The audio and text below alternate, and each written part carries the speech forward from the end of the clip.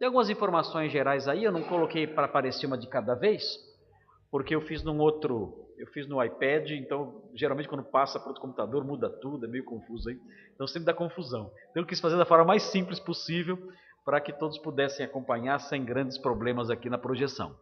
Mas veja, eu coloquei aí informações gerais e a princípio fiz uma definição bem simplesinha para que vocês comecem a se familiarizar com o tema, com a linguagem, com o que vai ser tratado aqui nesses dias.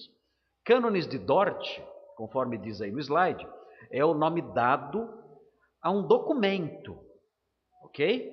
Cânones de Dort é o nome dado ao documento que foi produzido pelo Sínodo de Dordrecht, na Holanda, ok?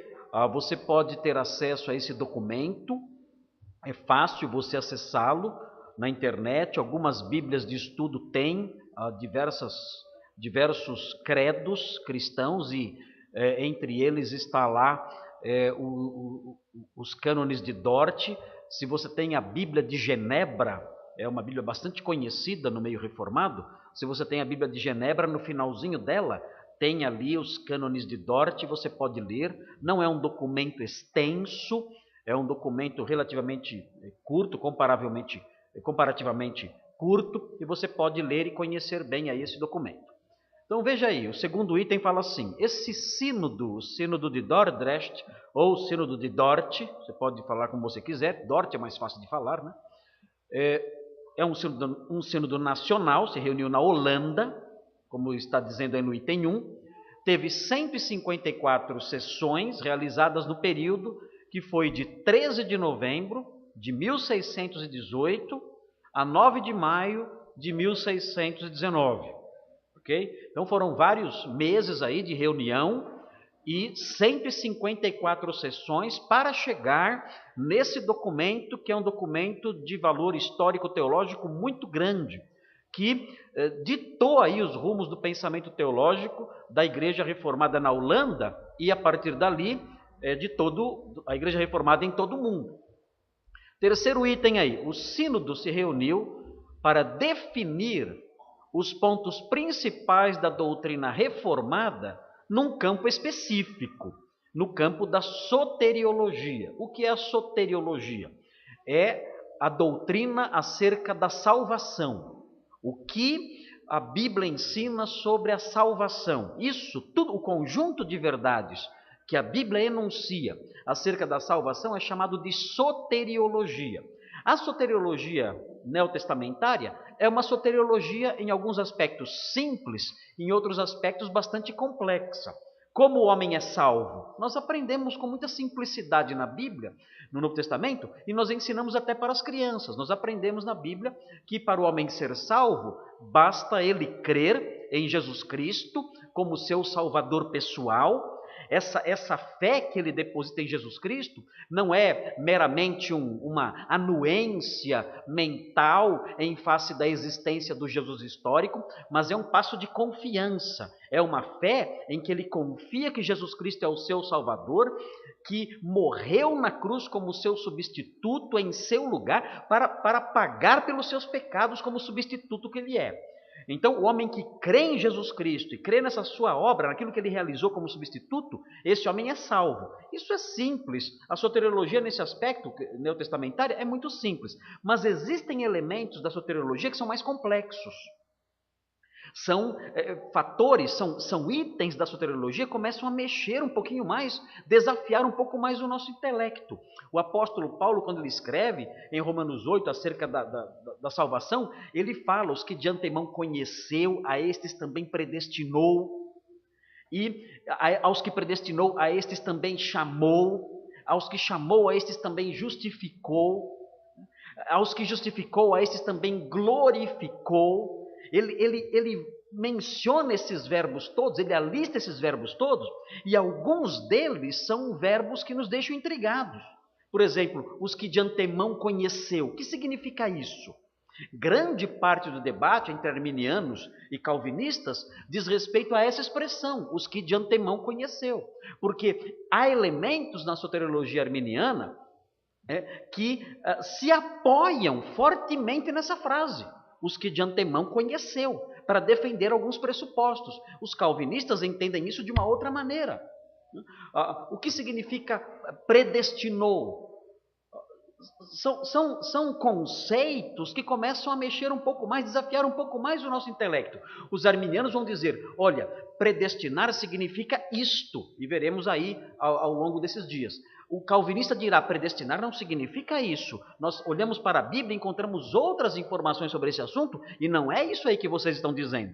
Então, alguns aspectos da soteriologia são muito desafiadores, e o Sínodo de Dort ele lidou com esses aspectos, especialmente com os aspectos mais desafiadores, mais controvertidos da soteriologia. Até porque os teólogos da Holanda, calvinistas da Holanda, foram desafiados a fazer isso por causa das propostas de um professor, pastor, chamado Jacobus Arminius, que trouxe algumas propostas, começou a apresentar algumas propostas teológicas diferentes daquilo que era o credo oficial da Igreja Reformada Holandesa. Muito bem, prosseguindo aí, olha aí, mais algumas informações aí gerais aí. A necessidade do debate, da reunião desse sínodo aí, para discutir essas questões soteriológicas, se impôs por causa das ideias de Jacó Armínio. Olha aí, viveu de 1560 a 1609. Note que ele morreu antes do sínodo de Dort. Ele não viu o sínodo de Dort, não compareceu no sínodo de Dort, a não ser que fizesse uma sessão espírita lá, né? o que não aconteceria em hipótese nenhuma. Né? Mas ele não soube desse sínodo, até porque morreu bastante tempo antes, morreu novo até, morreu com 49 anos de idade, morreu jovem ainda. Né? Mas ele propôs ideias que tiveram que ser debatidas, que tiveram que ser tratadas nessa grande reunião, nessa grande assembleia que foi o Sínodo de Dort na Holanda. As propostas de Jacó Armínio impuseram essa necessidade do sínodo discutir isso, e também as propostas de seus seguidores. Aí sim nós temos seguidores de Jacó Armínio comparecendo e se fazendo presentes aí nessa reunião aí. Conhecidos mais tarde como remonstrantes. Por que eles se chamam remonstrantes? Por que eles recebem esse título, remonstrantes? Porque eles produziram um documento em 1610, um ano depois da morte de Jacó Armínio, um documento chamado Remonstrância. Remonstrância significaria basicamente um protesto. Eles queriam que houvesse uma reconsideração de conceitos teológicos abraçados pela igreja holandesa e que estavam presentes na confissão belga e no catecismo de Heidelberg. Eles olhavam para esses documentos e diziam assim, olha, nós precisamos reformular esses documentos porque existem conceitos nesses documentos que não estão corretos. Armínio levantou essa bola, Armínio apontou a necessidade de reforma desses documentos, de uma mudança nesses documentos, de uma revisão desses documentos, e ele estava certo. Esses documentos precisam ser revistos, nós temos que mudar algumas coisas lá. E o Sínodo de Dort disse não, os delegados de Dort, os pastores de Dort, os teólogos de Dort disseram não. Esses documentos, eles não devem ser alterados, eles estão de acordo com a Sagrada Escritura, e aí então surge aí a necessidade de definir isso de uma vez por todas.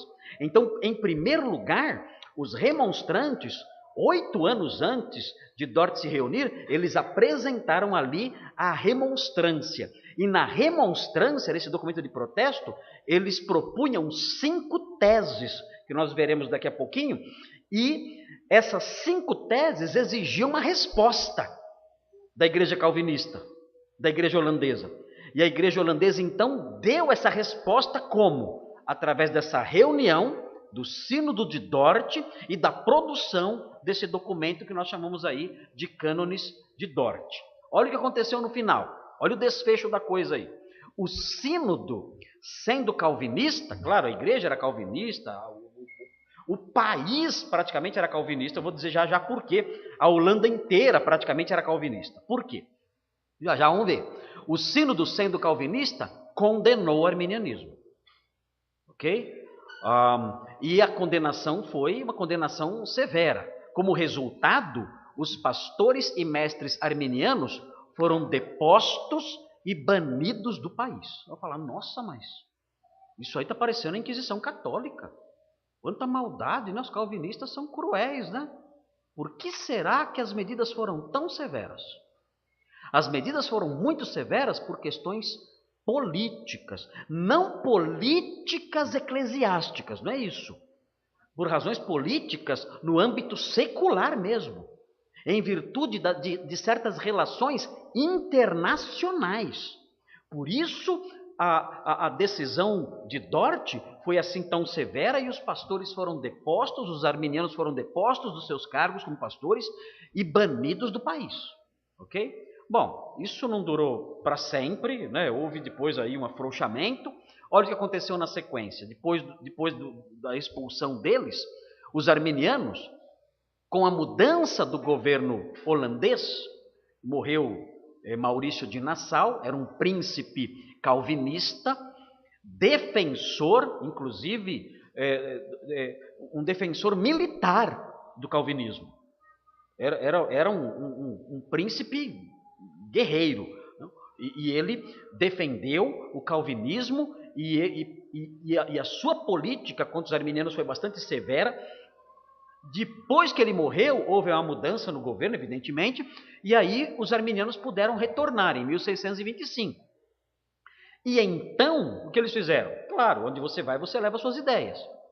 E então disseminaram princípios de liberdade religiosa na Holanda, não que na Holanda não houvesse liberdade religiosa. Na verdade, os arminianos só foram expulsos da Holanda por razões que eu vou falar daqui a pouco. Mas havia liberdade religiosa na Holanda. Os anabatistas, por exemplo, eles se reuniam ali na Holanda, tinham seus cultos ali na Holanda, não tinha problema nenhum.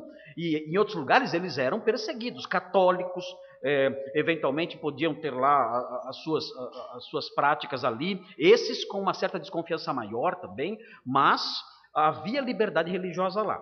Eles voltaram, realçaram esses princípios aí e também fizeram algumas propostas de teologia liberal. Estamos falando do século XVII, estamos falando da época em que começa um movimento chamado racionalismo, iluminismo, século XVII, século XVIII. Começam algumas inclinações na teologia no sentido de rejeitar tudo aquilo que não é aceito pela razão. Tudo que não passa pelo crivo da razão, o racionalismo, o iluminismo tende a rejeitar. E essa época aqui é uma época em que os teólogos estão muito preocupados em fazer com que a teologia faça sentido do ponto de vista racional. E os arminianos, em especial, têm muito essa preocupação. A teologia tem que caber na minha cabeça.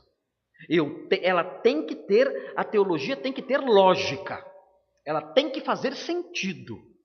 Então, se você pega os escritos de João Calvino, você vai ver João Calvino sempre falando sobre os secretos desígnios de Deus, as coisas que Deus deixou ali de tal forma que nós não podemos conhecer.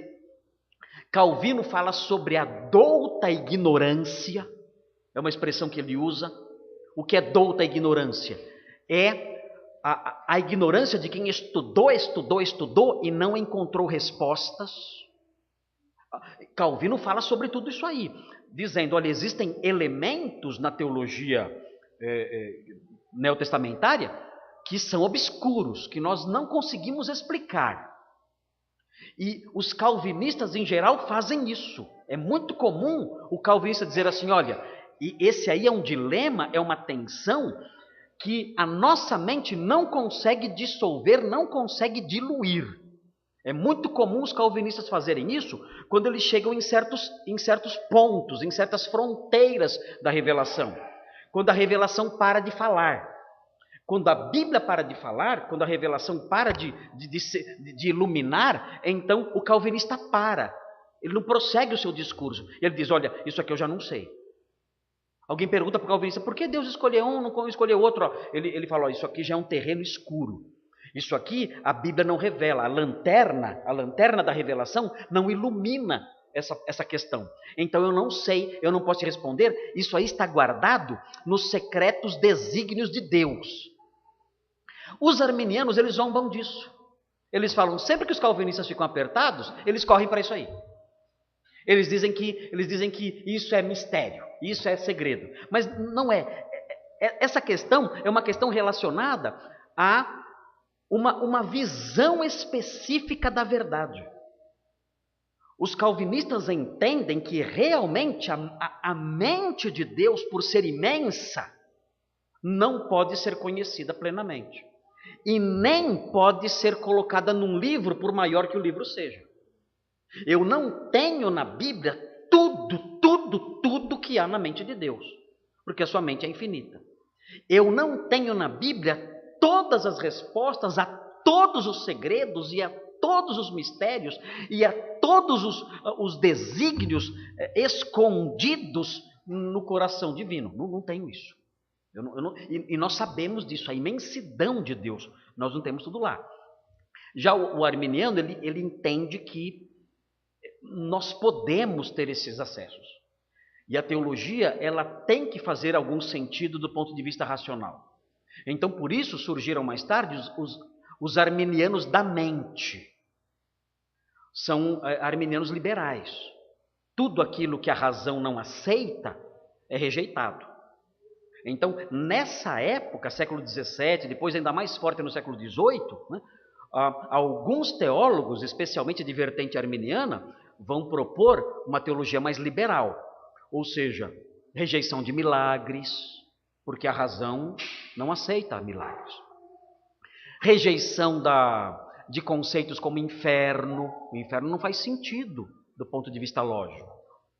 Rejeição de ressurreição, divindade de Jesus, essas coisas, nascimento virginal, essas coisas não fazem sentido do ponto de vista do raciocínio. Então o racionalismo rejeita tudo isso. E há teólogos liberais que começam a expor suas ideias nessa época, e isso se prolonga e vem até hoje. Temos teólogos liberais até hoje em todas as denominações que há por aí. Okay? O arminianismo, então, ele voltou para a Holanda e difundindo a ideias de liberdade religiosa, que não foi invenção deles, já existia lá, mas também algumas propostas de teologia liberal que no século XVIII, especialmente, vão crescer bastante e até hoje vão prejudicar a igreja cristã. No último item aí, o arminianismo entrou na Inglaterra, onde ganhou força graças ao reavivamento metodista de John Wesley, o conhecido John Wesley, grande evangelista arminiano. Ele abraçava uma teologia arminiana. E de lá da Inglaterra, graças ao reavivamento metodista de John Wesley, o arminianismo se espalhou para a América, chegou até a América, Estados Unidos, e se espalhou por toda parte, inclusive no Brasil, a igreja é predominantemente arminiana. No Brasil, as igrejas de convicção calvinista são a minoria. É diferente da época da Reforma. Na época da Reforma, o que predominava eram os conceitos que a gente conhece hoje como conceitos calvinistas. Hoje em dia, não. Hoje o que predomina mais nas denominações, de um modo geral aí, com exceção talvez da IPB, talvez com exceção da Igreja Presbiteriana do Brasil, o que predomina no meio evangélico são os conceitos da teologia arminiana. Muito bem, estou correndo muito? Não? Está dando para acompanhar isso aqui? Não está confuso? Não? Ok. Vamos mais um pouquinho então aí. Olha só. Outro fator importante aqui. E é aqui que entra aquela questão da severidade com que os arminianos foram tratados. Olha só, a questão política. Dá uma olhadinha como isso aqui, a importância disso aqui para os rumos do Sínodo de Dort. Olha só. A reforma na Holanda, que é onde o Sínodo de Dort aconteceu, a reforma na Holanda incluiu a heróica guerra de emancipação do jugo espanhol. Nessa época, a Espanha era uma grande potência mundial. E a Holanda, nessa época, era uma espécie de estado vassalo da Espanha. Os espanhóis, eles eram os dominadores da Holanda. A Holanda era um estado vassalo, dominado pela Espanha. Qual era a religião dominante da Espanha? Religião dominante, assim, uma religião dominante e que os espanhóis abraçavam com total rigidez. Qual era? Alguém aqui é descendente de espanhol? Lembra da religião da sua avó? Gente, é um catolicismo extremamente severo, rígido. Por quê? Porque a Espanha, ela foi dominada pelo Islã durante 800 anos. Foram 800 anos de domínio islâmico na Península Ibérica. Os espanhóis tiveram que lutar durante 800 anos para expulsar os muçulmanos da península. E quando eles conseguiram expulsar os muçulmanos da Península Ibérica, em 1492, foi a queda de Granada, o último bastião islâmico na Espanha. Quando eles conseguiram, os reis católicos, Isabel de Castela e Fernando de Aragão, quando eles conseguiram expulsar os muçulmanos, o catolicismo então tinha se tornado uma religião a qual os espanhóis haviam se apegado intensamente. Tanto que você não vê um reformador espanhol. Teve reformador espanhol? Teve. Teve gente com ideias luteranas na Espanha? Teve sim. Mas não prosperou, não prosseguiu. Por quê? Eles eram perseguidos pela própria Inquisição espanhola e eram presos e mortos. Então você não vê uma igreja reformada na Espanha. Você não vê reformadores se destacando como reformadores espanhóis. Não tem jeito. É muito rígido o catolicismo. A Espanha é apegada ao catolicismo. Por quê? Porque tiveram que lutar 800 anos para impor a sua religião ali naquela região. Então, a Espanha, sendo católica, ela olhava para a Holanda e a Holanda tinha uma igreja reformada. Agora, como um país olhava o outro, então? Para os holandeses, o catolicismo era a religião dos inimigos. Os holandeses olhavam para os espanhóis e diziam: a religião deles, o catolicismo, é a religião dos inimigos. Então, se você fosse católico, o meu conselho seria o seguinte: não more na Holanda. Agora tudo bem, agora não. Mas na época, olha, é bom você ficar na Espanha. E se você é protestante, não vá morar na Espanha. É bom você ficar na Holanda. Então, porque havia uma forte associação da política com a religião. Os espanhóis são católicos, os holandeses são protestantes, são reformados, são calvinistas os holandeses. Os holandeses abraçaram o calvinismo graças à influência de pessoas que chegaram ali, trazendo essa fé, anunciando essa mensagem vindos da Suíça, ali pertinho. Agora, a Espanha não. Então há aí um conflito político-religioso. Quem é calvinista é patriota. Quem não é calvinista é, no mínimo, suspeito de traição à pátria. No mínimo. Você é calvinista? Eu estou pensando, esse cara aí é suspeito de traição. Esse cara aí, será que ele está indo para o lado dos espanhóis? Será que ele tem alguma tendência para o catolicismo? Então, há essa desconfiança. Muito bem. Olha só então. A reforma na Holanda incluiu a heróica guerra de emancipação do jugo espanhol e enfrentou o derramamento de sangue e martírio sob Carlos V e Filipe II na Guerra dos 80 anos. Olha a guerra, ela vai de 1568 até 1648. Quando o Sínodo de Dort se reuniu, em 1618 e 1619, ainda havia conflito com os espanhóis. Os holandeses querendo a independência. E os espanhóis entravam na Holanda, faziam incursões na Holanda, atacavam cidades e matavam pessoas com uma crueldade terrível. Os espanhóis sempre foram muito cruéis contra os seus inimigos. É só você olhar os índios da América Latina. Como é que os espanhóis tratavam os índios da América Latina nessa época aqui? Como é que eles tratavam? Com as lâminas de suas espadas feitas com aço de Toledo, que bastava um golpe para cortar um membro do corpo. Eles eram extremamente cruéis. Por quê? Porque desenvolveram seu catolicismo debaixo de guerra. Contra quem? Contra os muçulmanos. Então, o catolicismo espanhol era fortemente belicoso. Eles lutavam. O santo padroeiro dos espanhóis era um santo guerreiro. Era Santiago Matamouros. Olha o nome do santo.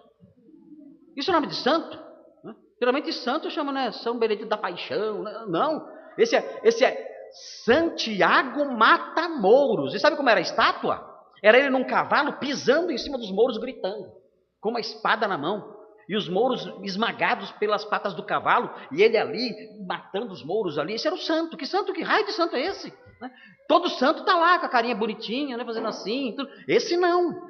Esse era o santo guerreiro. Então, o catolicismo espanhol nessa época era fortemente severo. Quando eles entravam na Holanda para reprimir rebeliões, eles eram muito cruéis. Para vocês terem uma ideia, a família todinha de Armínio foi morta pelos espanhóis. Os pais dele foram mortos, os pais, os irmãos. Os filhos não, porque foi mais tarde. Mas a família de Armínio, ele foi vítima disso. Ele ficou sozinho. Mataram seus pais, seus parentes todos. Invadiram a cidade onde eles moravam, mataram todos, mulheres, velhos, tudo. Então, note bem, nessa época, falar da Espanha ou do catolicismo, isso fazia o coração das pessoas, o sangue das pessoas ferver dentro deles. Porque eles tinham perdido familiares. Eles tinham sofrido com a fome, com a desgraça da guerra trazida pelos espanhóis. E isso, gente, na época do sínodo, por 50 anos. Mais de 50 anos. Então, um sofrimento enorme. Então, eles tinham esse rancor aí contra tudo que não era calvinista. Ah, você não é calvinista? Você é suspeito de traição à pátria. Muito bem, olha só. Somente mais tarde, a União de Utrecht, na Holanda, das 7 províncias do norte, formada em 1579, foi relutantemente reconhecida pela Espanha em 1609, ali na época em que Armínio morreu. A guerra, porém, só terminou em 1648, a coisa continuou pesada lá. A Inglaterra interferiu, né? A Inglaterra mandava soldados para apoiar quem? Quem a Inglaterra apoiava? A Inglaterra queria que a Espanha se enfraquecesse. Em 1588, a Espanha tentou atacar a Inglaterra com a armada invencível. Uma frota imensa de navios ali, que era considerada a armada invencível. Só que a Inglaterra ganhou a batalha, porque usaram navios mais velozes e conseguiu então destruir a armada invencível. E veio uma tempestade também. E uma tempestade também destruiu a armada espanhola. E aí então, a Inglaterra, tendo a Espanha como inimiga, apoiava quem? Apoiava a Holanda. Então, a Inglaterra apoiando a Holanda, por quê? Porque eles são crentes, são irmãos na fé. Não, não é isso. Não é porque são irmãos na fé. Eu estou apoiando a Holanda lá, eu estou apoiando os calvinistas, porque a Espanha católica é minha inimiga, eu quero que ela quebre. Eu quero que ela vá à falência. E foi, né? Você vê, a Espanha hoje é um país, não é um país tão rico, tão poderoso como era antigamente. Naquela época, a Espanha era uma potência. Dominava os mares, né? A descoberta da América, dominava tudo a Espanha. Mas isso tudo foi se enfraquecendo. Depois da derrota da armada invencível, a Espanha começou a perder força. E a Holanda conseguiu independência. Tudo nessa época de Armínio aí. Tudo nessa época do Sínodo de Dort. Tudo isso está acontecendo. Você não pode pegar o sínodo de Dort e isolar ali, os calvinistas brigando com o arminiano. Não, tinha mais questões por trás daquilo tudo. Era muito mais complexo. Olha só o que acontece aí no item 3. A visão da Espanha católica como um inimigo da pátria fez dos calvinistas o partido nacional. Nós somos calvinistas, logo nós somos o quê? Patriotas. Calvinista é patriota. Você é católico? O quê? Católico. Eu sou patriota, rapaz. Eu sou holandês patriota, eu sou calvinista. A questão não era só religião. A questão era fidelidade à pátria. E tem um telefone tocando aqui. Não sei de quê. Não sei se é urgente, desculpe chamando. Às vezes é alguma coisa urgente. Havia essa conexão entre a fé que você abraçava e a sua fidelidade patriótica. Os calvinistas, então, se tornaram um partido nacional e muito mais popular. O povão estava do lado de quem? O povão que sofria com os espanhóis na guerra. De que lado o povão estava? Do lado dos calvinistas. Claro. O povão tinha sofrido na mão dos espanhóis. Católico é espanhol. Católico é espanhol. Eu gosto do catolicismo? Não. Catolicismo é coisa de espanhol. Catolicismo é coisa de espanhol. E espanhol é ruim.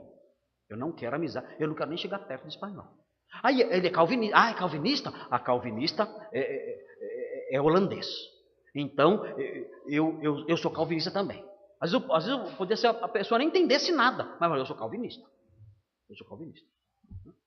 Se definia lá porque tinha bronca dos espanhóis. Já os arminianos, olha o que acontece aqui. Olha só o que acontece aqui. Os arminianos eram católicos? Não. Mas na cabeça dos holandeses, eles também não eram calvinistas. Então, no mínimo, eram suspeitos. Note bem, qual é a marca principal do calvinismo? É o monergismo. O que o homem faz para ser salvo? Nada. Ele somente crê. Já o arminianismo é sinergista, o homem faz a sua parte. E o catolicismo é o quê? Catolicismo é sinergista. Você tem que fazer a sua parte. Vocês nunca conversaram com um católico? O que ele fala? Você tem que fazer a sua parte para ser salvo. O que eu tenho que fazer para ir para o céu? Não, Deus salva a gente, mas você também tem que fazer a sua parte. E o que os arminianos falam também? Você já conversou com os arminianos evangélicos? O que eles falam também? Deus salva pela fé, tudo, mas você tem que fazer a sua parte. Olha lá. Não tem uma aproximação? Aí você fala com o calvinista. O que tem que fazer para ser salvo? Nada, você tem que crer em Cristo apenas. Mas você não tem que fazer a sua parte? Não. Jesus fez tudo já por mim. Mas como assim? Não tem que fazer nada? Não, tem que crer apenas. Ele já fez tudo por mim. Eu não tenho que fazer a minha parte. Então, essa noção de sinergismo, de cooperar com a salvação, de usar o seu próprio livre-arbítrio, de que a fé, ela é uma opção humana. A fé é uma opção humana. A pessoa ela pode tomar essa decisão se ela quiser a partir dela mesma. Isso tudo fazia com que o arminianismo se aproximasse muito das definições católico-romanas. Então, o arminianismo passou a ser visto como uma religião, uma vertente doutrinária que flertava com a fé dos católicos inimigos, dos espanhóis inimigos. Okay? Os arminianos, falando aqui, afastando-se do modelo reformado, eram vistos como simpatizantes da religião do inimigo. Ok? E olha só o que aconteceu também. Olha só o azar. Ademais, além disso, os líderes políticos na Holanda que tinham inclinações arminianas e que eram arminianos, mencionando aí o Johan van Olden Barneveld, e o mais famoso Hugo Grotius, esses dois, eles eram simpáticos à Espanha.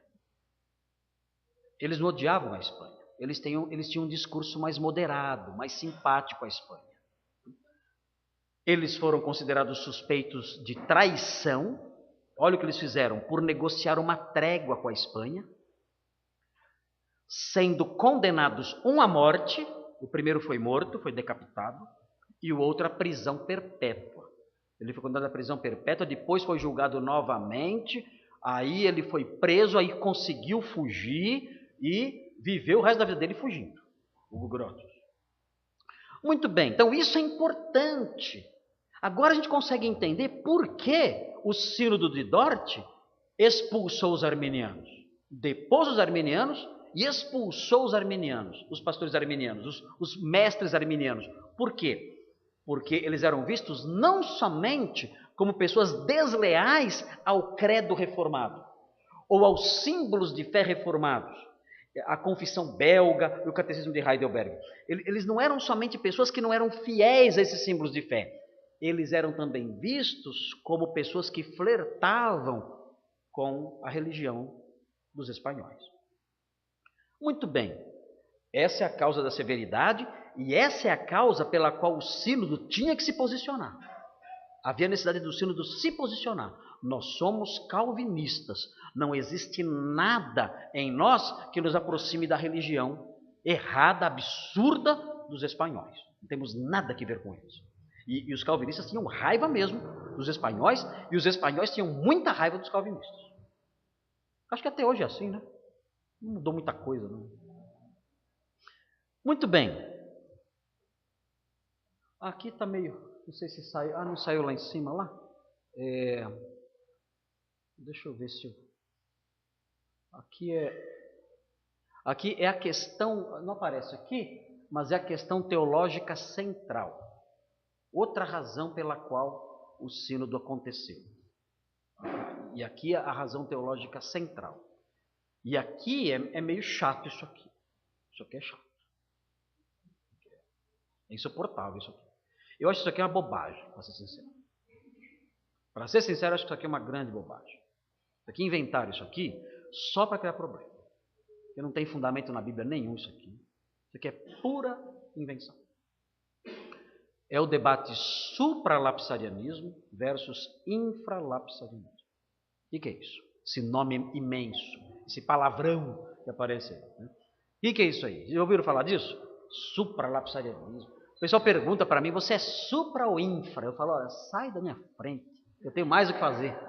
Tenho mais o que fazer. Eu não me incomode com bobagens, né? Não tem relevância nenhuma isso aqui. O que acontece? O que acontece é que houve um teólogo holandês, o Theodoro Beza. Ele propôs, ele começou a apresentar uma associação da filosofia com a teologia que era diferente das propostas anteriores a ele.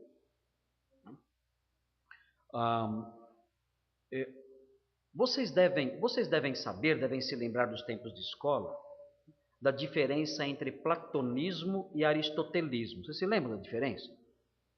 Lembram o que é platonismo e o que é aristotelismo? Aquelas aulas você fala, para que serve isso aqui, né? O que eu vou fazer com isso? Né? Eu preciso ganhar o meu pão de cada dia, isso aqui não vai me ajudar em nada se eu sou platônico, se eu sou aristotélico, que diferença faz isso para mim, né? Talvez você tenha razão em muita coisa, né? Mas é impressionante como essas coisas afetaram o mundo. Afetaram o mundo, a história do mundo, a história das nações e tudo. No platonismo, se você estudou, você vai se lembrar, existe o mundo das ideias, o mundo ideal. E este mundo aqui é somente um reflexo do mundo perfeito, do mundo dos universais. Aqui é o mundo das res, das coisas. E existe o mundo dos universais, que está fora daqui.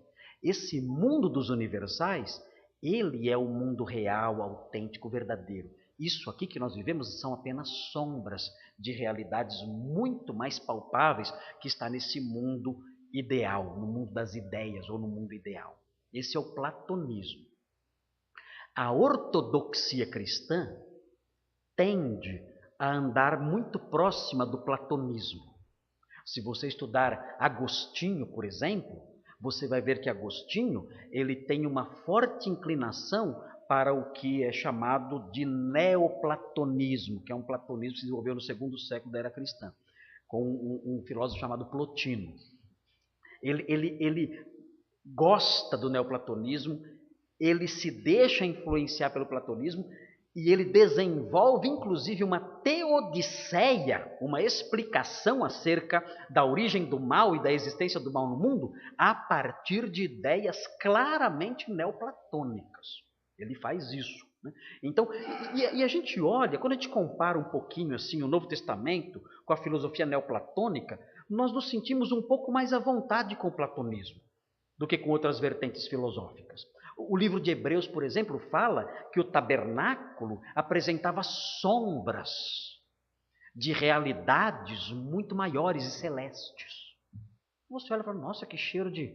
Você cheira assim o texto, né? Você fala, nossa, que cheirinho de platonismo aqui, né? Aqui, sombras, né? De uma realidade celeste, celestial, né?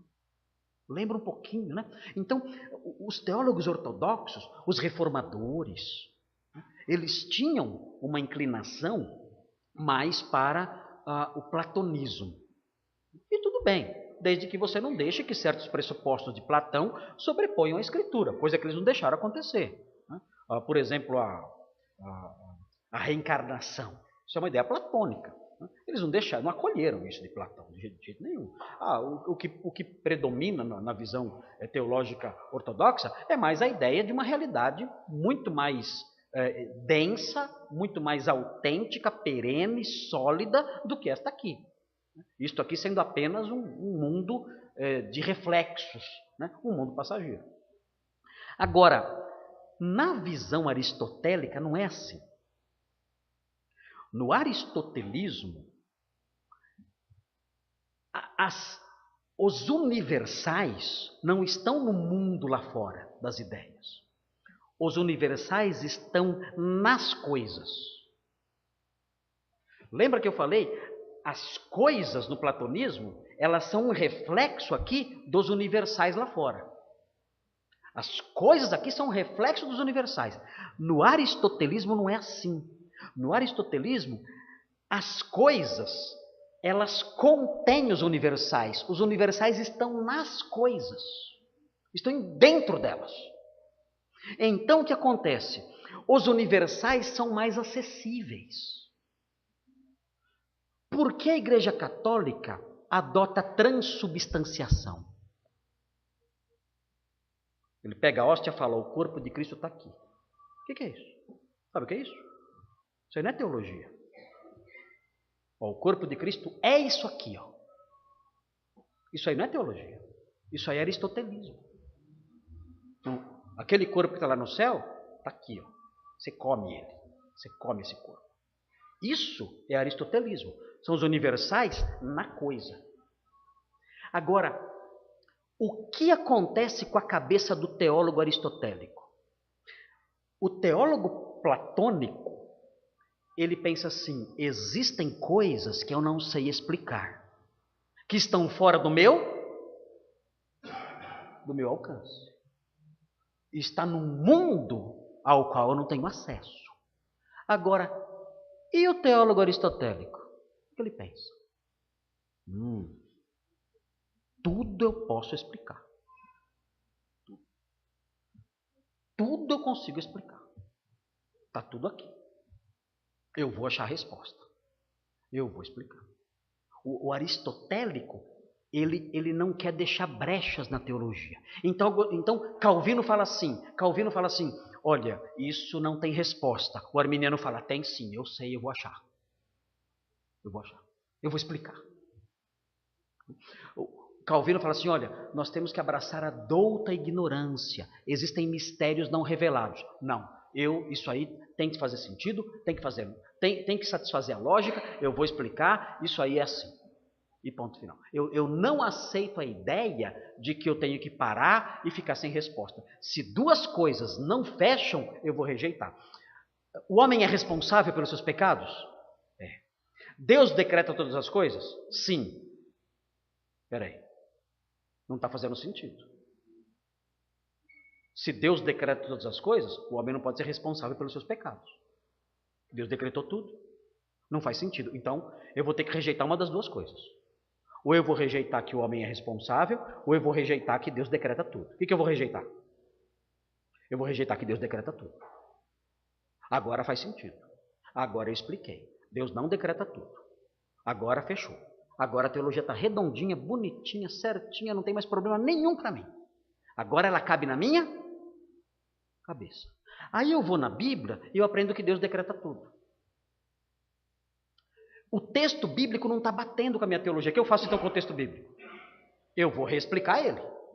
Eu vou pegar, não, peraí, esse texto aqui, essa palavra, essa frase, o contexto, na época, o autor, e eu vou dar uma explicação para tentar fazer ele dizer aquilo que ele precisa dizer para mim. Ele tem que dizer aquilo que cabe na minha cabeça, que justifica uma teologia razoável. E ele vai fazer isso. Então você vê o arminiano pegando Romanos 9, meu Deus do céu. O que é aquilo? Você não tem noção do que ele faz. Ele pega Romanos 9, que fala sobre a eleição incondicional. Meu Deus. Ele fala coisas. Você fala, mas onde você está? Que página que você está? Você fala, peraí, mas onde você está lendo? Onde você está lendo isso aí? Onde você está vendo isso? E ele vê, ele não. E aí, quando ele termina o trabalho dele, que é uma construção absolutamente imposta ao texto, ele fala, olha aí, que maravilhoso. Como a palavra de Deus é maravilhosa. Como tudo se encaixa bem. Você fala, mas isso aí não está escrito aqui. Você inventou essa explicação. Você colocou isso aqui. Isso não está aqui. O Armínio ele escreveu uma carta explicando Romanos 9 para um amigo. Estava comentando com o pastor Fernando lá atrás. O Armínio escreveu uma carta para um amigo explicando Romanos 9. Meu Deus, o que é aquilo? Ele fala que o tema de Romanos 9, de 1 a 23, não é a eleição. O quê? Romanos 9, de 1 a 23, o tema não é a eleição? Não. Nem pensar. Você está doido? Qual é o tema então? O tema é a salvação pela fé em contraste com a busca da salvação pelas obras. Aí você lê o texto de Romanos 9, de 1 a 23 e você procura a palavra fé. Quantas vezes aparece a palavra fé em Romanos 9, de 1 a 23? Nenhuma vez. Você fala, Armínio, onde você está? O que você está lendo? Que Bíblia é essa que você está lendo? Está lendo o Evangelho segundo Allan Kardec? Onde você foi parar? Você está indo longe demais. Aí menciona lá, amei Jacó e odiei Esaú. Ele fala assim, aqui não é Jacó e Esaú. Não? Quem é? São símbolos. É sempre assim. Quando o cinto aperta, você corre para a simbologia, você corre para a alegorização. Então, aqui Jacó são os que buscam ser salvos pela fé. É um símbolo dos que buscam ser salvos pela fé. E Esaú é um símbolo dos que buscam a salvação pelas obras. Mas como você chegou a isso? É aquela história, eu tenho que chegar a isso. Eu tenho que chegar a isso para esse texto fazer sentido para mim. Porque esse texto aqui está dizendo coisas claras aqui que eu não posso aceitar. A minha razão não pode aceitar isso aqui. Romanos 9 não é difícil de interpretar. Romanos 9 é claro. A gente vai ler daqui a pouco. Romanos 9 não é um texto difícil. Dá para entender Romanos 9. Facinho. Mesmo lendo em português, você lê facinho Romanos 9. Não é complicado. Complicado é aceitar o que está lá. Você pode ler e falar assim, isso aqui é demais para mim, isso aqui eu não aceito não. Tudo bem, você entendeu o texto pelo menos. O que você não pode fazer é tentar mudar para o texto falar o que você quer que ele diga. E você vê Armínio fazendo isso. Por quê? Porque ele não consegue conviver com a ideia de uma teologia que tem pontas soltas. Eu tenho que fazer tudo fazer sentido, porque a minha visão é aristotélica. Nessa época aqui, o calvinismo, por causa do Teodoro Beza, o calvinismo começou a entrar na visão aristotélica, começou a abraçar uma filosofia mais aristotélica. E dizendo, eu tenho que explicar tudo. E para tentar explicar tudo, olha o que inventaram. O supralapsarianismo e o infralapsarianismo. Querendo explicar o quê? Os decretos secretos de Deus. Então, olha só o que dizia o supralapsarianismo. O que significa essa expressão? Supralapsarianismo. O que é supra? Supra é, está colocado ali, né? Acima de. O que é lapsus? Queda. Supra é antes ou acima de. Né? E aí vem lapsus, significa queda. O supralapsarianismo ensina que o decreto de eleger um grupo para a vida eterna veio antes do decreto da queda. Deus primeiro decretou eleger um grupo. Depois ele decretou criar e depois decretou a queda do homem. Agora, o que é isso? Quem inventou isso aí? Quem falou que Deus funciona assim? Deus é atemporal. Será que Deus fala, eu vou primeiro planejar isso, depois eu planejar aquilo, depois... É assim que a mente de Deus funciona? É bobagem isso. Desculpem. Até hoje tem calvinistas, claro, muitos, né, são supralapsarianos, infralapsarianos. Eu acho isso uma imensa tolice. Uma bobagem imensa. Como é que você pode entrar na mente de Deus e dizer uma coisa dessa? Com base em quê? Isso aqui é pura criatividade, é pura invenção. É a tentativa de explicar o que é inacessível para nós. É uma expressão de filosofia aristotélica. Eu estou querendo explicar os universais, achando que os universais estão ao meu alcance. Agora, olha o infralapsarianismo. Infra, abaixo. Lapsus, queda. Olha lá. Primeiro Deus decretou criar o homem. Depois ele decretou a queda. E depois decretou a eleição. Gente, esses dois grupos se matavam discutindo isso. Você acredita nisso? Eles se matavam discutindo isso aí.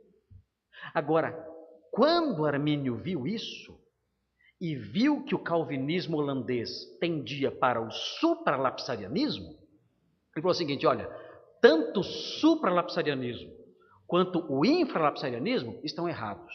Porque os dois ensinam que Deus é o autor do mal. Quem decretou a queda? Em qualquer modelo. Quem decretou a queda? Deus. Se Deus decretou a queda, quem é o autor do pecado?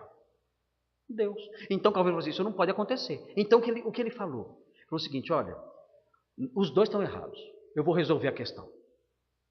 Mas não se mexe nisso aqui. Os dois estão errados mesmo. Mas o melhor é falar o quê? Olha, esse assunto é um assunto para o qual nós não temos a lanterna da revelação. Eu não posso entrar nisso aqui. Isso aqui é uma floresta escura.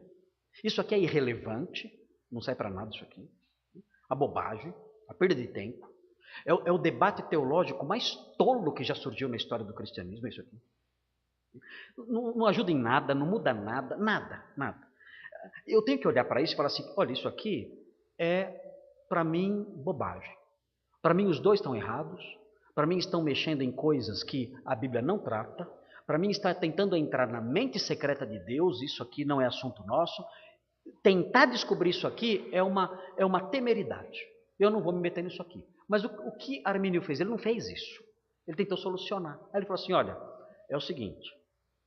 Deus, ele decretou a queda sim. Mas ele decretou a queda com base na sua presciência. Ele viu a queda lá na frente, aí ele decidiu permitir. Ajudou? Permitir a queda também não torna Deus autor do mal. E aí você vê na história de Gênesis que Deus não somente permitiu a queda. Se Deus previu a queda, sabia que ela ia acontecer, ele não só é um observador culpado. Ele vai lá, ele faz o jardim, Ele coloca a árvore, ele faz a serpente, ele faz o fruto proibido crescer, ele dá ordem para não comerem do fruto, ele cria a mulher sabendo que ela ia ser o instrumento da queda. Ele fez tudo, sabendo o que ia acontecer. Quem é o autor da queda? Você sabe que vai acontecer? Você viu que vai acontecer? Você tem certeza que vai acontecer? Aí você monta o cenário e fica olhando. Você não é culpado também da queda? Ou seja, Armínio tentando resolver, não resolveu nada. Continua o problema, só que agora temos 3 tretas. Agora, além do infralapsarianismo e do supralapsarianismo, a gente tem também o arminianismo para nos incomodar pro resto da vida. Então, ao longo dos 500 anos, a gente tem que lidar com o arminianismo que surgiu disso aí. Por quê? Porque Armínio é um teólogo que nasce do escolasticismo protestante. E o que é o escolasticismo protestante? É o casamento da teologia reformada com o aristotelismo. É a tentativa de explicar tudo, de não deixar brechas, não deixar lacunas na teologia. E olha, esse é um grande erro, porque a teologia verdadeira, ela tem lacunas. Não tem jeito. Deus não revelou tudo para nós. Deus não revelou. Eu poderia chegar para um arminiano e perguntar assim: se Deus sabia que o homem ia cair, por que ele fez o jardim? Por que ele deixou a tentação acontecer? Por que ele montou todo o cenário se ele sabia que o homem ia cair?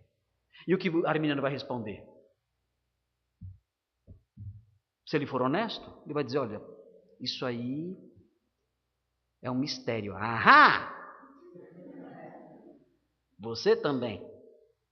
Ou seja, no final das contas, nós temos um problema que é um problema de todo mundo.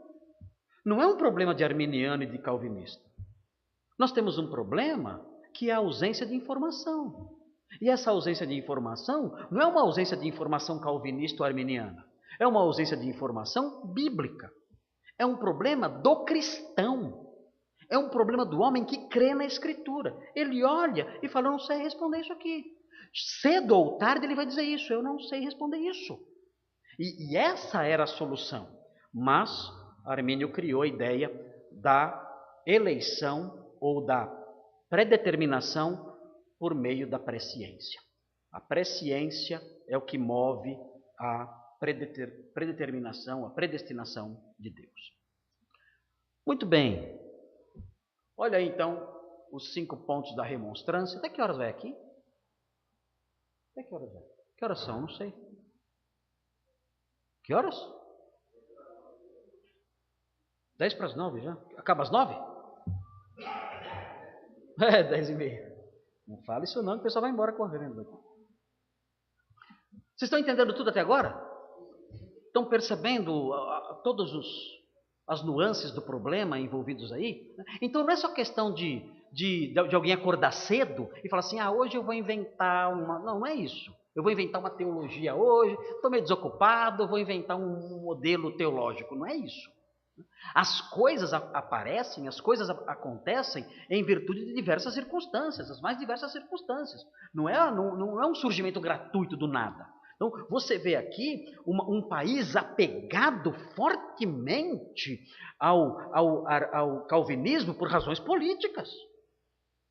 Porque via a Espanha como um país inimigo e era católico. Então você consegue perceber elementos históricos, políticos, culturais presentes nessa questão que não podem ser desprezados. Você vê aí um teólogo, o Teodoro Beza, começando a pender para o lado do aristotelismo e fundando o escolasticismo protestante. Iniciando a fase do escolasticismo protestante. E aí surgem essas tentativas de explicar o inexplicável, e com isso aparece Armínio, que é filho do seu tempo. Armínio é um escolástico. Ele quer explicar tudo. Ele quer dar respostas para os pontos da teologia que são obscuros. Que é o que os infra e supralapsarianos queriam fazer também. E aí então surgem essas coisas em virtude disso. Bom, o debate aconteceu, Armínio foi hostilizado na Universidade de Leiden, ele foi professor na Universidade de Leiden, ele foi hostilizado, teve calvinista malandro que aprontou com ele feio, escreveram panfletos dizendo coisas que ele não dizia e colocaram o nome dele. Que negócio de fake news, né, que tem, hoje em dia tem muito isso, não tem? Bolsonaro falou isso, Haddad falou aquilo, mas eu não falei nada, eu não fiz isso, eu não fiz aquilo. Na época não era diferente não, a natureza pecaminosa é a mesma, né?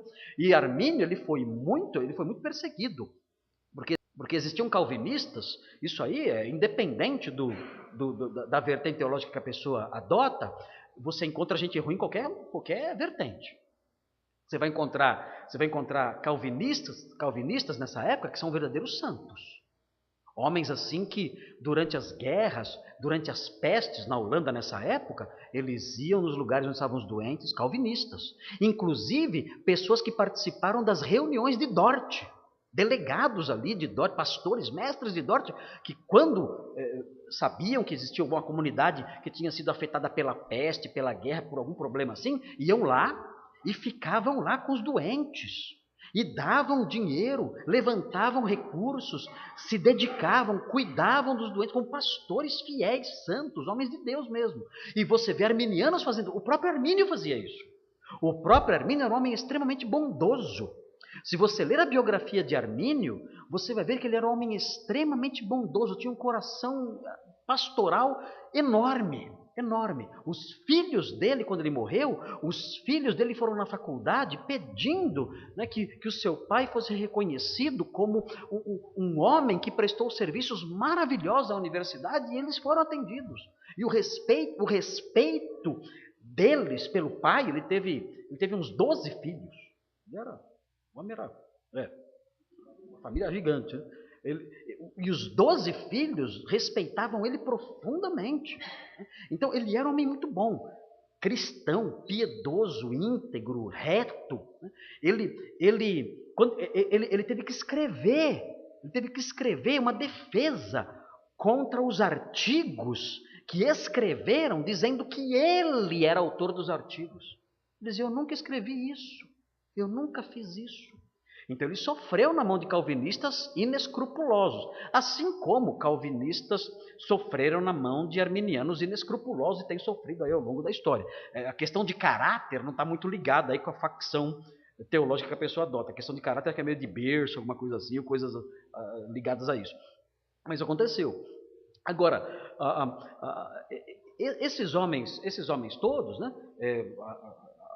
Armínio foi perseguido, foi odiado, os seus seguidores foram expulsos e tudo mais. Mesmo antes do sínodo de Dort, como eu disse, Armínio morreu antes do sínodo e ele foi hostilizado e tudo mais. Mas o fato é que depois dele ter morrido, os seus seguidores, os remonstrantes, antes do sínodo acontecer e até dando causa ao acontecimento do sínodo alguns anos depois, eles apresentaram esses 5 pontos aqui, os 5 artigos da remonstrância.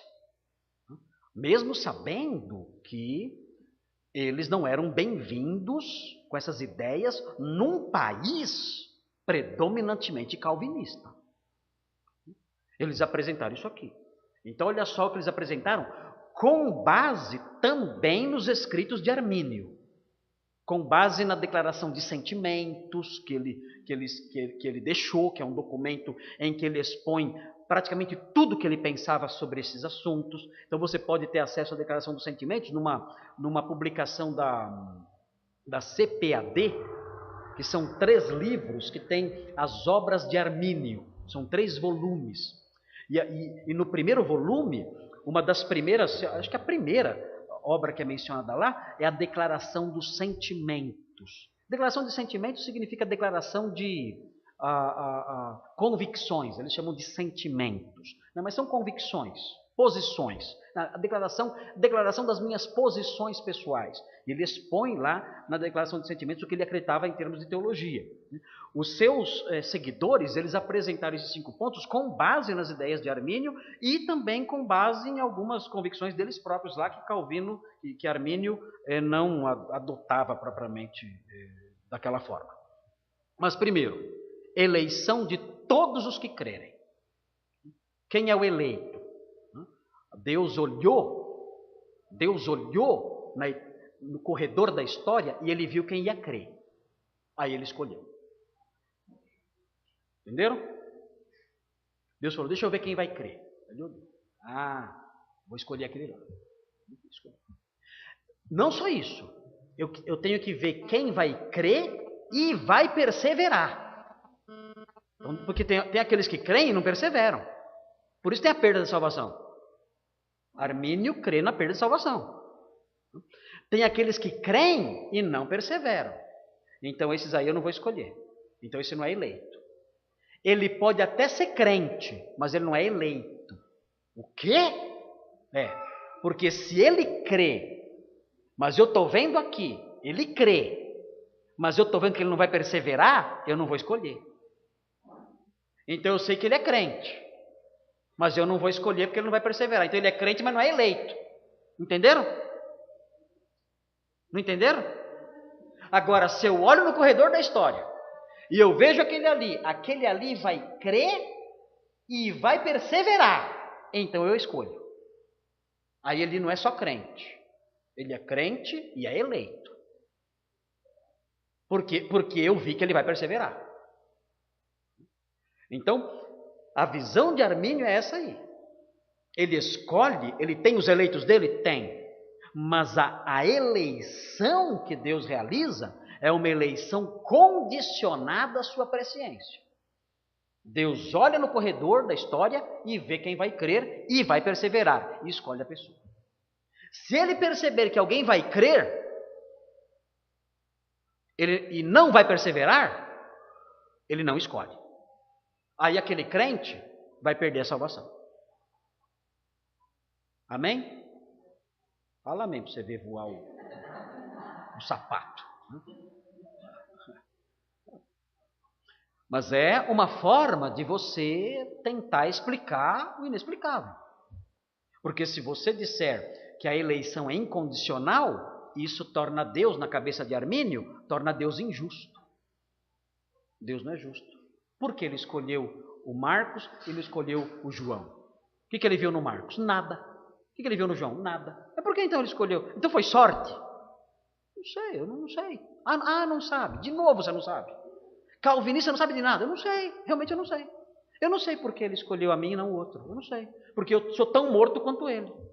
Eu não sei qual é mais cadáver. Qual cadáver é mais cadáver? Eu não sei. Quem é mais morto do que o outro?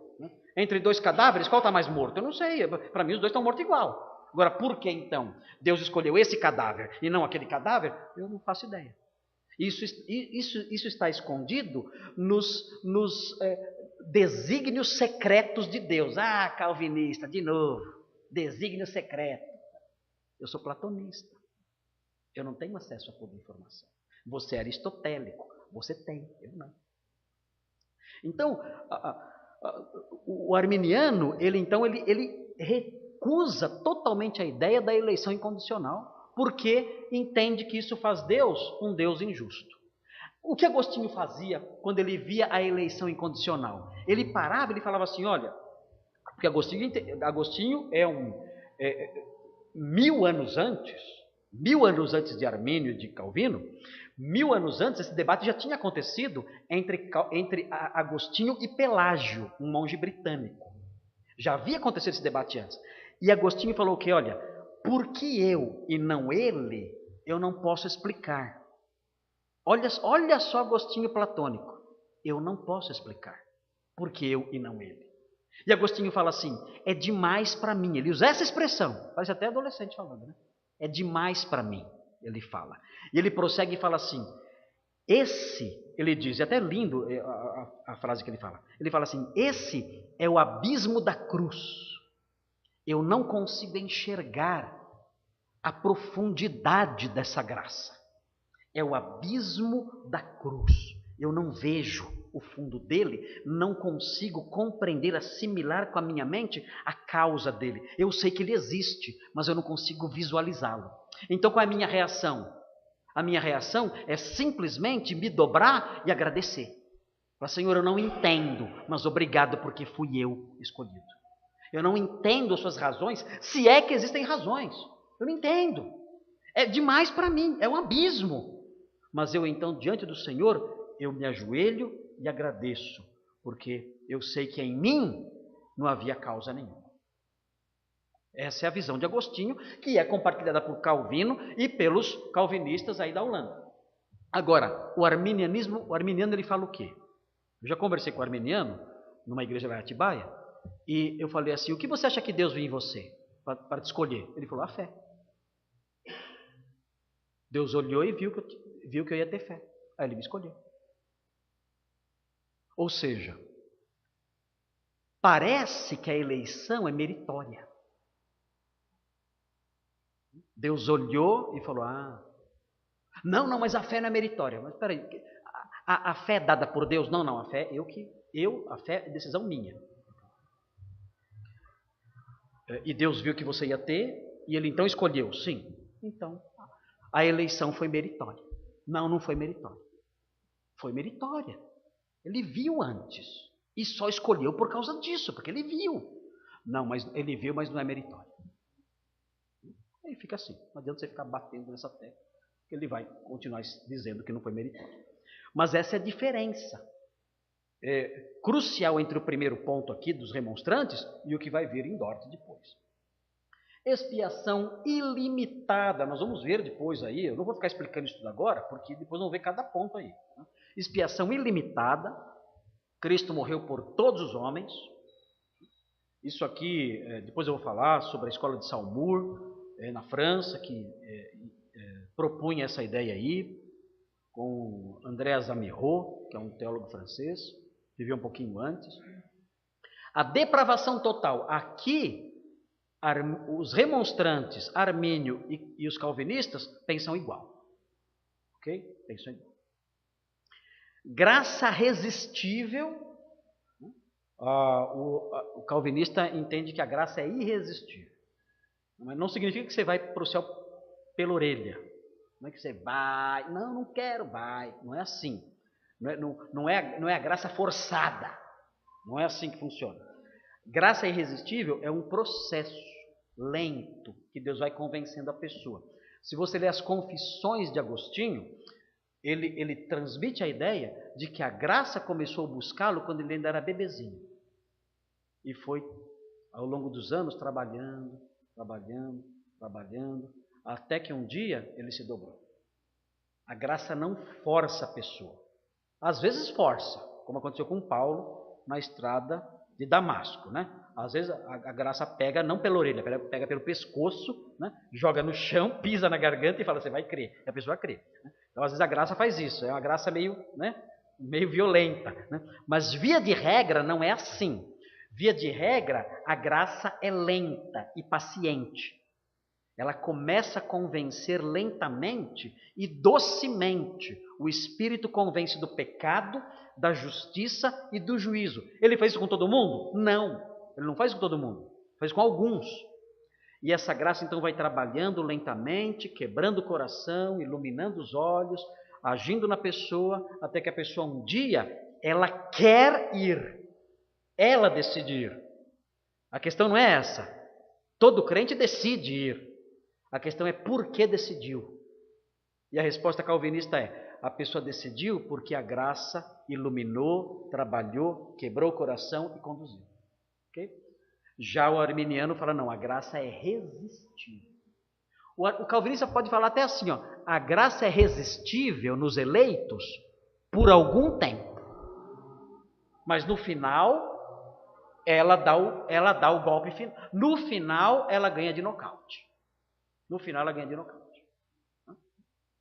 E perseverança possível. Pode acontecer, né, da pessoa perseverar até o fim, mas há possibilidade de perder a salvação. Mas os remonstrantes, nessa época aqui, eles não fecharam essa questão. Eles disseram, Armínio disse assim, isso aí temos que estudar um pouco mais. E os remonstrantes disseram a mesma coisa. Isso aí tem que estudar um pouco mais. Ok? Na hora não fecharam com isso aí não. Agora, e os calvinistas? Calvinistas dizem isso aqui, depravação total, com isso os arminianos estão de acordo. Eleição incondicional, que é o primeiro ponto, que é o primeiro ponto não do acróstico, da tulip, como é chamado. Não é o primeiro ponto do acróstico, mas é o primeiro ponto que é tratado no Sínodo de Dort, a eleição incondicional. O primeiro assunto que Dort menciona é esse aqui. Expiação limitada, Cristo morreu somente pelos eleitos. Graça irresistível, como eu disse agora, e perseverança dos santos, ou seja, o crente é preservado, ele não perde a salvação. Ok? Muito bem, nós vamos ver então esses itens aí, no capítulo 1, artigo 7 dos cânones de Dort, nós temos isso aqui. Eu estou preocupado um pouquinho com o horário, porque já são 9h07, então eu vou só mostrar a eleição incondicional mostrada no sínodo e a visão de Armínio, e aí eu já interrompo para a gente prosseguir amanhã, tá ok? Senão eu vou judiar muito de vocês e uma dose de Dort de 1h30, ninguém é de ferro para aguentar, algo assim. Mas olha aqui o que diz o sínodo de Dort no que diz respeito à eleição incondicional. Capítulo 1, artigo 7. Esta eleição é o imutável propósito de Deus, pelo qual Ele, antes da fundação do mundo, escolheu um número grande e definido de pessoas para a salvação por graça pura. O que significa isso? Ele não viu nada. O que é graça pura? Não foi retribuição por nada. Graça pura. Estas são escolhidas de acordo com o soberano bom propósito da sua vontade, dentre todo o gênero humano, decaído pela sua própria culpa. Os calvinistas afirmam que, mesmo havendo um decreto de queda, o homem é culpado de sua integridade original para o pecado e a perdição. Os eleitos não são melhores ou mais dignos que os outros, porém envolvidos na mesma miséria dos demais. Deus não olhou e falou assim, aquele lá tem uma tendência maior para crer, então eu vou escolher. Não, os eleitos não são melhores do que ninguém. Eles são mergulhados na mesma podridão do que os outros. O apóstolo Paulo, em Romanos 5, fala que nós éramos fracos, fala que nós éramos inimigos, fala que nós éramos, que nós éramos incrédulos. Ele enumera vários adjetivos ali. Ele fala que nós éramos ímpios, não é incrédulos, é ímpios. Ele enumera ali adjetivos mostrando o que nós éramos antes do Senhor nos salvar. E nenhum adjetivo é bom. Nós éramos ímpios, pecadores, inimigos, tudo isso nós éramos.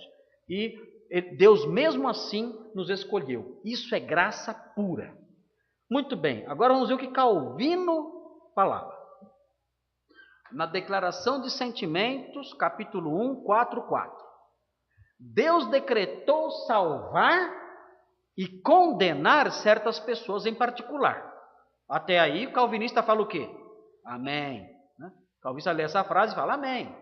Acertou, miserável. Vocês falam assim aqui? Lá em São Paulo o pessoal fala assim, acertou, miserável. Este decreto tem o seu embasamento, olha lá, onde? Na presciência de Deus, pela qual Ele sabe desde toda a eternidade que tais indivíduos, por meio de sua graça preventiva, é um conceito que eu vou explicar depois, é um conceito de Agostinho e de Calvino também, né? Mas Armínio mudou um pouco o conceito disso. Por meio de sua graça preventiva, creriam e por sua graça subsequente perseverariam. Aí, com base na presciência dessas coisas, ele então escolheu. Isso é a eleição arminiana. É uma eleição condicional. Ele viu quem creria e aí escolheu. Agora, outro dia eu perguntei para o arminiano, né? Quem colocou a história lá para Deus ver? Quem colocou o futuro lá para Deus ver? Quem colocou?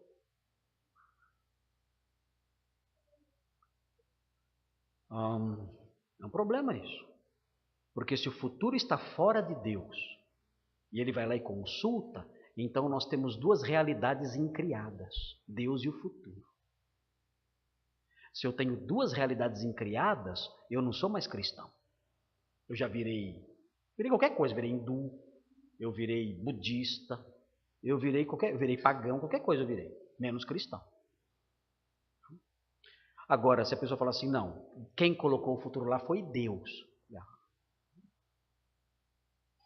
Então, ele construiu o futuro.